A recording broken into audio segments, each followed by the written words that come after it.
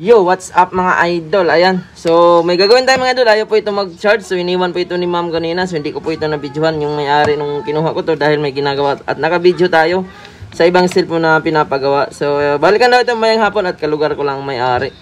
So, ito mga idol. Napagawa na ito dati at marami pa po siyang pinagawa na mga ganitong unit. Laging yata nasisira kasi pansinin mo parang kalawang na oh. Tingnan na lang natin. So, papalitan po natin ng charging pin. Yun po yung issue dito. So, tanungin po natin mamaya kung ilang buwan lang ang tinagal ng inong ginawa natin na yung huling pinagawa niya. So, itanong natin mamaya kay ma'am mamaya. So, okay na po natin na nagpagawa dito mga idol. Lagi silang nagpapagawa dito. Mga LCD, charging pin. So, ito malamang first time pa to. Ayan o, hindi pa napalitan doon ng LCD. So, halos ganito lahat ng cellphone nila. Mga Tecno, Infinix. So mga sirain po ang charging pin mga idol, madali po bumigay lalo na kung hindi po siya type C. USB lang siya. So tingnan natin kung ano nangyari sa kasi parang tingin ko kalawang na siya. Sharing is caring. So i-share natin kung paano natin ginagawa ang charging pin. So kung dito pinagawa sa akin to, hindi po siguro naka-convert, or kung naka-convert man, ayan. Ayun, parehas na parehas pa lang nilagay. Ayun, nangitim na mga idol. So, possible na matagal na itong napagawa at bumigay ulit. So, malaman natin mamaya kung ilang buwan lang natin ito ginawa. So, ayun, nangitim na yung dito niya. Oh. So, possible. At saka yung niya, malaman mo talaga na matagal na kasi yung ilalim niya, lumuwag na. So, hindi naman siya nabiyak. So, lumuwag lang yung ilalim niya. Sobrang tagal kasi hindi ito mabiyak dahil mayroon tayong nilagay na puwersa sa gitna or yung tingga. So palitan natin mga idol. Lagay po natin sa board holder.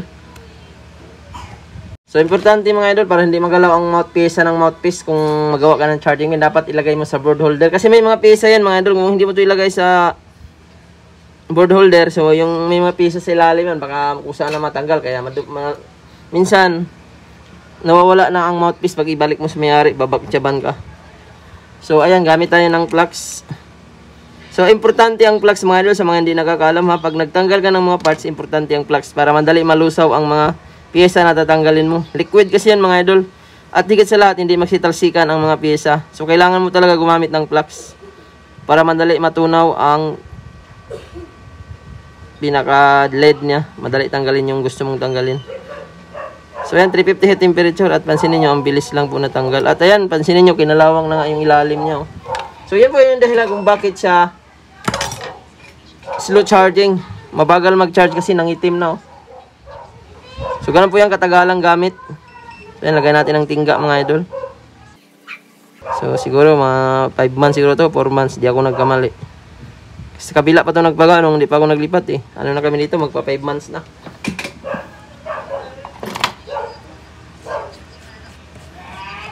Nung March kasi November kami lumipat. So ayan, hindi naman siguro lugod umabot ng 5 months mga idol. So hanap tayo ng kaparehas na charging pin niya mga idol. Maganda talaga yung kaparehas para magtagal. So ayan, ganito ang kaparehas niya. Butterfly. So itinatawag po namin itong butterfly. 4 ang paa, may pakpak siya. Pwede naman natin i-convert yung dalawa lang ang pakpak, pero mas maganda kung ganito mga idol, yung apatan ang paa niya, 1, 2, 3, 4, yung gilid-gilid niya. Talagang nakapuwersa siya, hindi basta-basta matanggal. So ayan, paano ba ang tamang pagpalit din ng charging pin? So mga idol, sa mga hindi nakakaalam, lalo na kung first time mo pa magpalit, kailangan nyo to, hinangan yung pinakagitna. So mag-apply tayo ng plugs. So dito po yung gitna niya mga idol, yung bakal na yan. Pati yung pin. Kung hatir ang gagamitin mo, lagyan mo ng tingga ito. Yan, yung gitna para hindi mabiyak. Kasi dito po madalas nabibiyak yan mga idol pag tumatagal. At yung mga paa na to mga idol, yung gold na to, kailangan may mga tingga yan.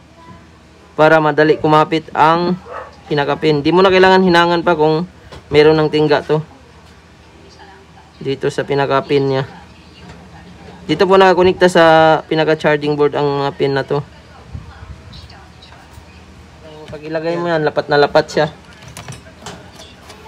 So mag-apply tayo ng plugs mga idol. So dahil may tingga na rin mga gilid-gilid niyan, madali na siya lumapat.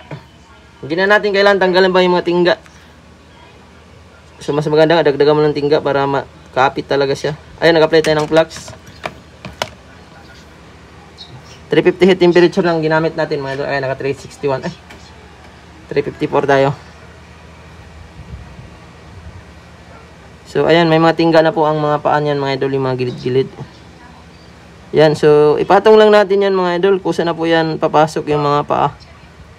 Kailangan hindi manginig ang kamay ha. Kapag may plugs kasi yan, hindi malulusaw talaga ang ano yan silalim yung paa.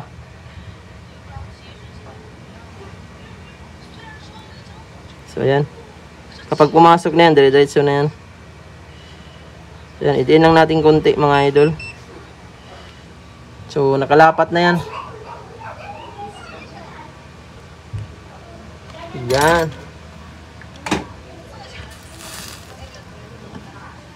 Hindi po masisira ang mouthpiece niyan mga idol. Napakalayo lang po ng mouthpiece niyan pag ginawa yan.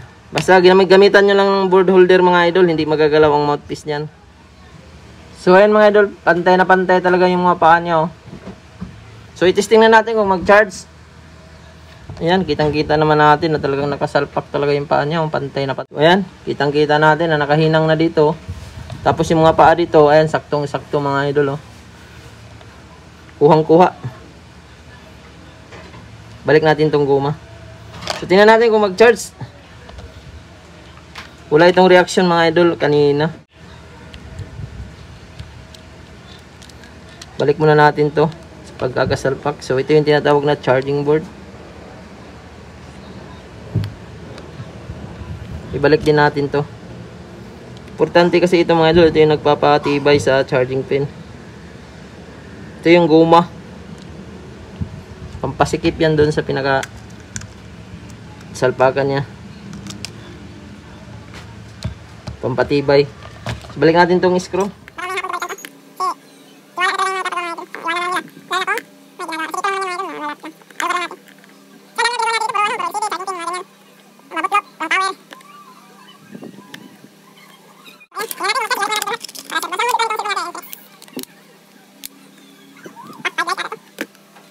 Yan, charge. Tingnan natin kung mag-charge. Yan. Ayun, pumuti na. Ayun, drain na drain. Nag-charge kagad mga idol. Pag ganito kasi, overdrain yan. So, i-charge muna natin. Tapos antayin natin siya mamaya. Tapos lagay muna natin sa case. So, solve na mga idol. O, abangan nyo mamaya. Ayan, meron ng 46%. Okay na to. So, ito na tayo. Okay na. Meron ng 46%. Pinagawa mo to dati, no? Kasi binablog ko to eh sa mga followers ko. Kailan mo yung huling pinagawa? Kalimutan ko na yan. Binlag mo na to eh. Oh, ay matagal na. Mga ilang buwan na. Sa ano mo? Isang buwan? Hindi. Ano na rin. Kasi nakabili na. Oh. Sa tingin mo, mga ilang buwan? Ano ba yun? Wait lang, isipin mo. Sa tingin mo, simula nung parang last year pa yan. Last year pa? December din ata yun yan. Di, November kami lumipat doon eh. Ngayon ka lang ulit nagpagawa dito ng ano. Doon pa to, ito. Oh, kasi nung dito ako nagpagawa, yung isa naman yung sa ipon yun, niya. Ito sa kuya niya to eh. Mga tingin mo, mga 7 months, 8 months, ganyan. Ganyan. Okay, salamat. So, okay na to. Alam na agad ibabayad, no? Thank you, thank you. Thank you, yan. Okay, sige.